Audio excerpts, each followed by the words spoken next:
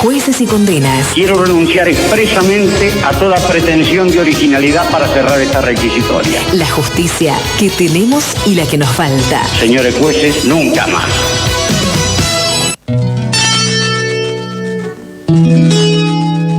Damos los buenos días a Oscar Testa. ¿Cómo anda, doctor? ¿Todo bien? ¿Qué tal? Buen día. Una sola pregunta de transición. Como ex juez, Sí. ¿VAR o no VAR? Y yo no sé qué podríamos decir del VAR hoy. Nos dio un penal que ocurre en todos los córneres y todos los tiros libres y todas las pelotas que llueven al área. Y después nos anuló otro por un brazo. Digamos que Empatamos.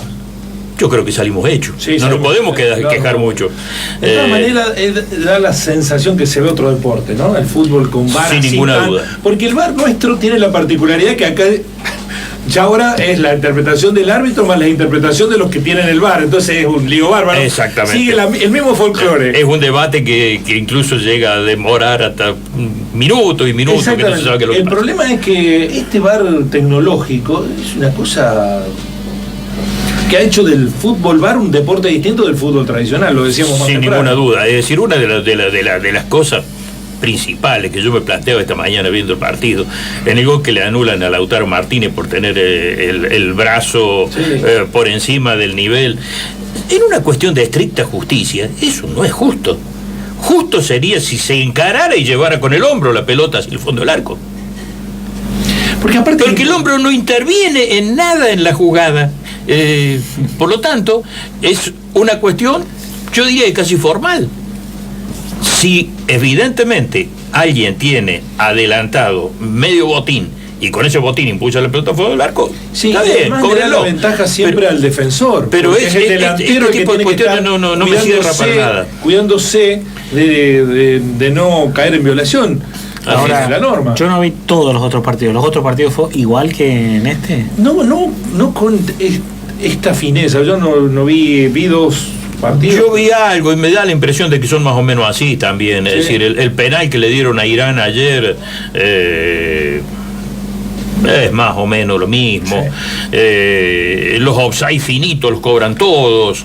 Pero me insisto en esto, es decir, yo creo que tiene que valorarse también con otro tipo de criterios de justicia la infracción formal.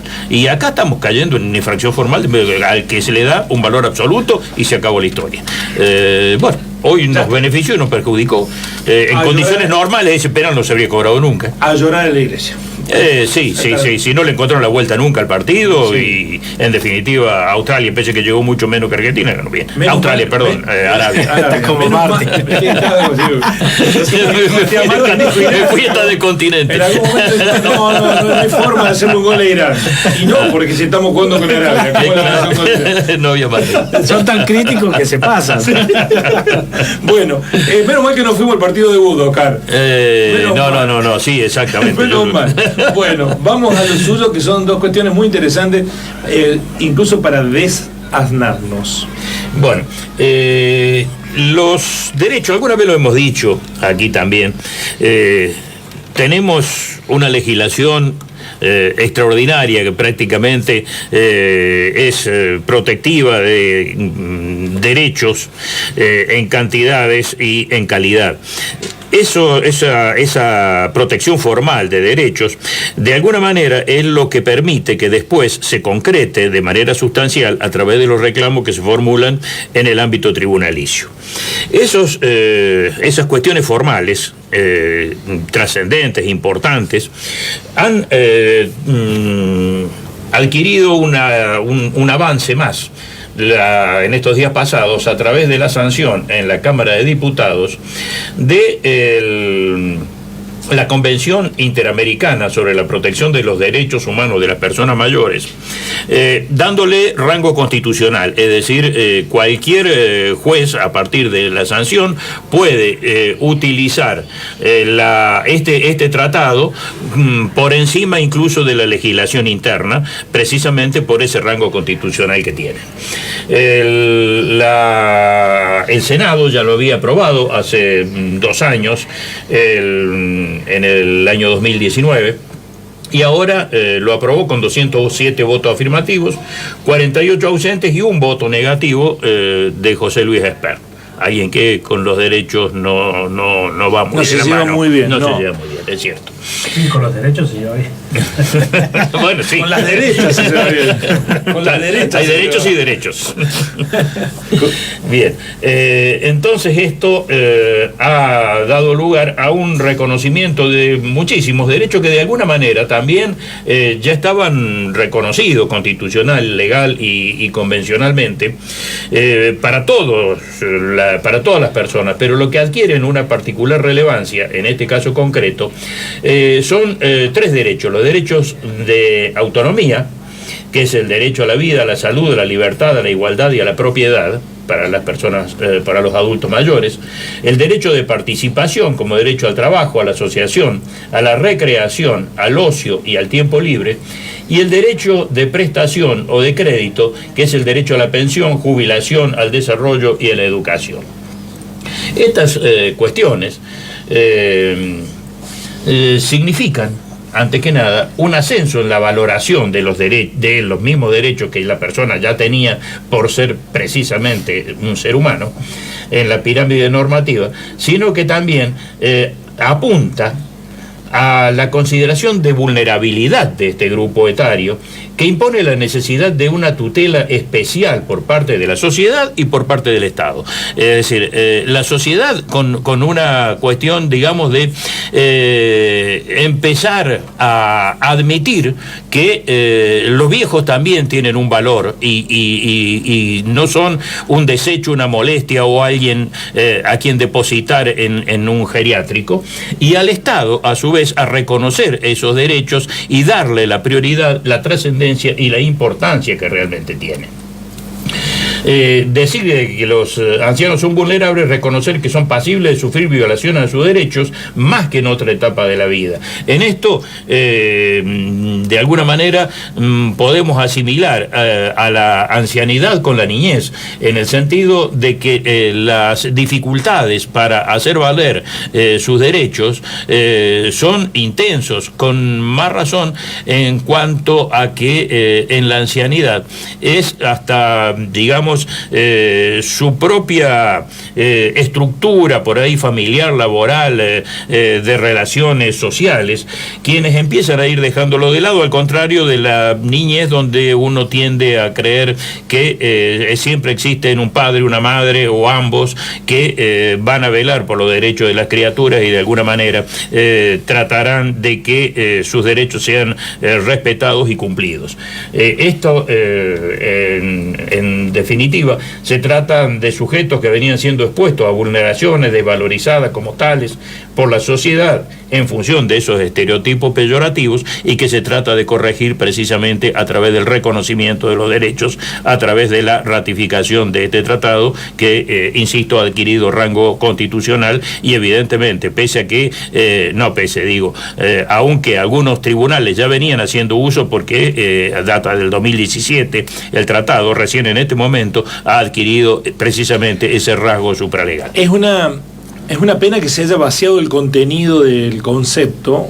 La resemantización lo ha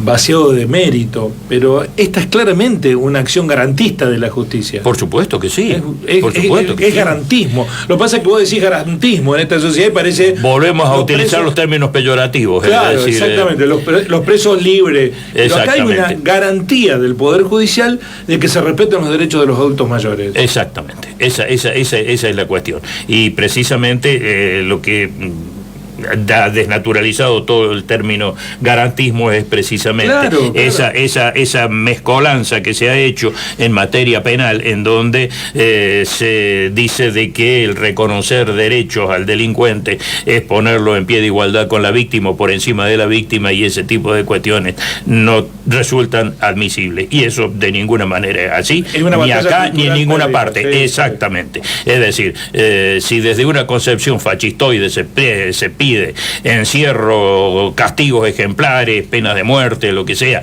para cualquiera que sea sospechado porque acá ya no estamos hablando de quién va a cumplir una pena. Acá el término garantismo se utiliza fundamentalmente a través de lo que son los procesos penales y los derechos que se le reconocen al detenido o a la persona que está imputada de un delito determinado a través de lo que es el respeto del indubio pro reo, de una serie de principios que alcanzan a todos los ciudadanos, pero que en definitiva, cuando se habla de aquella persona que ha cometido un delito, pareciera que por el solo hecho de estar sospechado no tiene más ningún derecho. Bueno. Por otro lado tenemos digamos, esta es la cuestión formal. La carnadura de este tipo de situaciones se va a dar cuando los tribunales empiecen a reconocer efectivamente todos estos derechos y los pongan en práctica, es decir, en acto jurídico que implique la protección efectiva e individual de los derechos de esas personas. Esto ha ocurrido, por ejemplo, con respecto a los derechos de la niñez, y también donde han jugado todo este tipo de principios en un amparo dictado por la Cámara Contencioso Administrativa de Primera Nominación de Córdoba, en el cual los padres de un menor con problemas de salud obtuvieron un fallo favorable, insisto, respecto de las PROS, que lo condenó a brindar la cobertura integral para el tratamiento prescripto por la discapacidad que afecta a este niño a través de prestaciones de fonoaudiología y de psicomotricidad. Este fallo obligó a la obra social provincial a dar lugar al cumplimiento de todas las necesidades que tenía el niño en este sentido. Y tiene un párrafo que me interesa rescatar, porque realmente determina, más allá de todo lo que es el análisis del derecho a la vida, a la salud y demás que están ampliamente reconocidos para la niñez, dice: la posición fría, tajante y economicista de la obra social, está hablando, no se condice con la tutela a la salud de niños discapacitados que debe brindar APROS. Es que no se puede poner en cabeza del afiliado la tarea de conformar un equipo de profesionales y coordinarlos para dar satisfacción a quien sufre una dolencia del tipo que aqueja al menor discapacitado, insisto. Los afiliados son personas comunes, legas en temas sanitarios. APROS no lo es. Consecuentemente, está en cabeza de esta administración actuar integralmente el imperativo constitucional de salvaguardar la salud de quienes dependen de ella, y así no lo hizo, lo que demuestra que su actuar es manifiestamente inconstitucional y arbitrario. Es un párrafo realmente rescatable en el cual fija con toda claridad cuál es la posición que debe asumir y cómo no se debe esconder la obra social detrás de esos principios fundamentalmente economicistas para omitir las prestaciones a las que el paciente, hijo de los afiliados, tenía derecho. Bueno, ha sido una clase de derechos y cómo reclamarlos y ejercerlos, y también la garantía que da el Poder Judicial para generalmente una disputa que es desigual, ¿no? Sin ninguna duda, exactamente. El común de los mortales no tiene conocimiento más allá de saber que está pagando una obra social y que esa obra social le tiene que brindar una cobertura determinada, general.